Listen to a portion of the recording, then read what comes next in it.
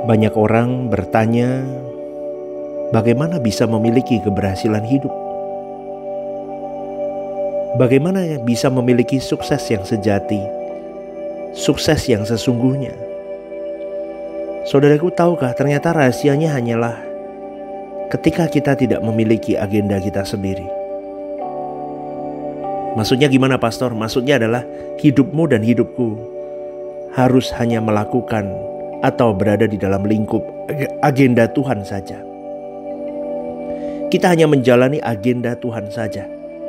Tuhan Yesus berkata kepada Petrus, "Petrus, waktu engkau muda, engkau ikat pinggangmu dan engkau pergi kemana engkau suka. Tetapi nanti tanganmu akan diikat dan kamu akan dibawa ke tempat yang kamu tidak suka. Tetapi dengan cara demikian kamu memuliakan Allah."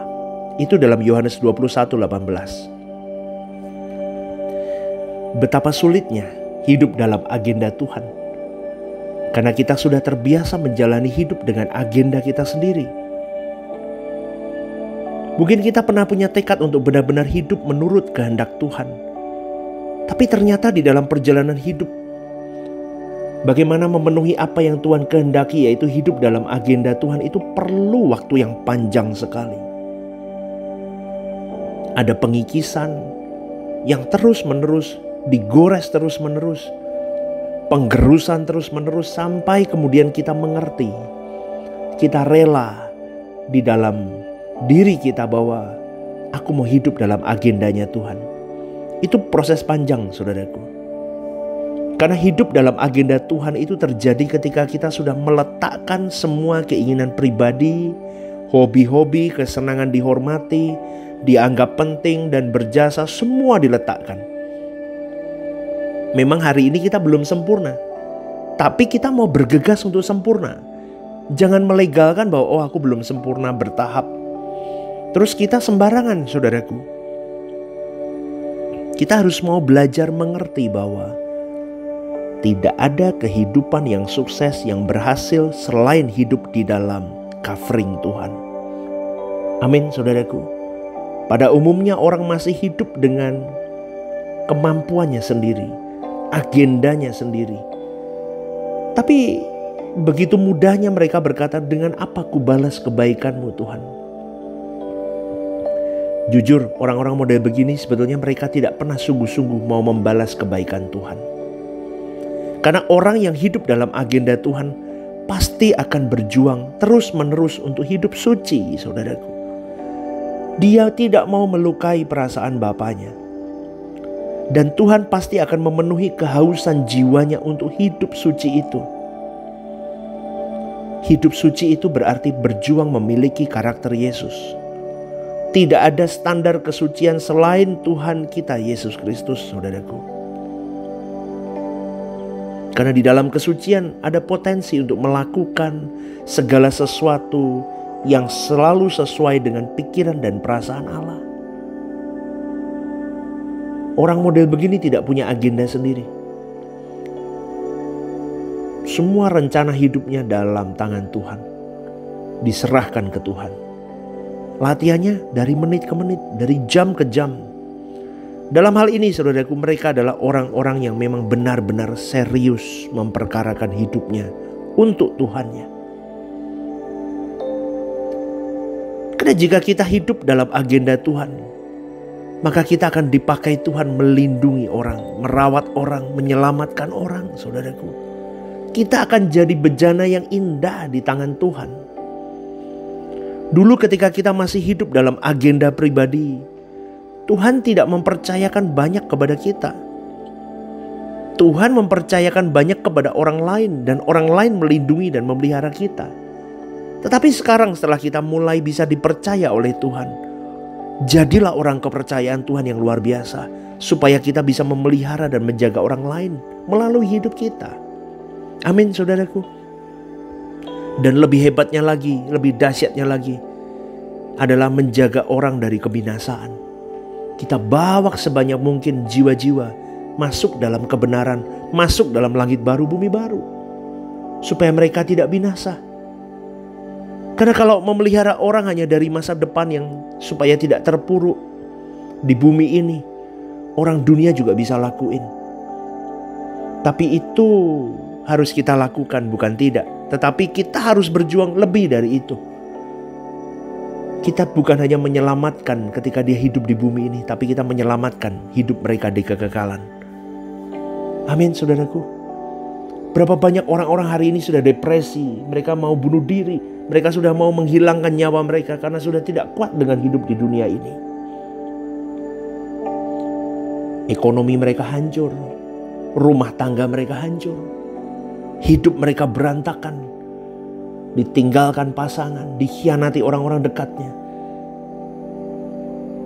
Maukah engkau dan saya menjadi tangan Tuhan, perpanjangan tangan Tuhan untuk menjaga mereka, menolong mereka melalui hidup kita?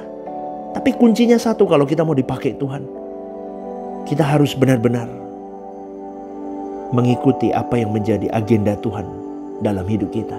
Kita tidak boleh pakai agenda kita sendiri. Maka Tuhan akan percayakan banyak hal. Banyak hal, saudaraku. Tuhan tahu kebutuhan kita. Tuhan juga akan memberikan karena kita adalah manusia yang perlu fasilitas, perlu rekreasi dengan keluarga. Tapi fokusnya bukan ke situ kita. Bukan berarti tidak boleh. Boleh, tapi fokusnya bukan itu. Jujurnya saudaraku, kita sering meleset. Karena kita punya agenda pribadi. Dan perjalanan kita meleset dalam banyak hal. Penggunaan uang, penggunaan waktu, penggunaan kesempatan. Banyak. Tapi kita berjuang mulai hari ini. Ke depan aku gak boleh salah lagi. Sebab kalau kita salah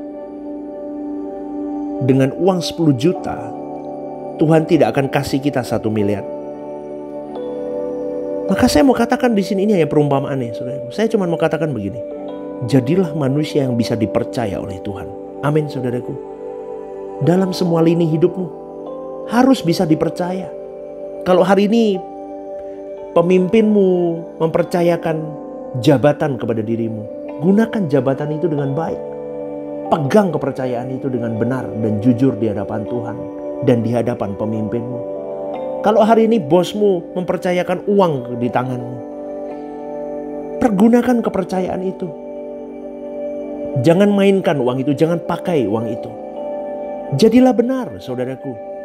Biasakan, itu bukan milikmu. Kau harus hidup jujur. Karena selama engkau tidak berani, kau tidak bisa dipercaya oleh Tuhan.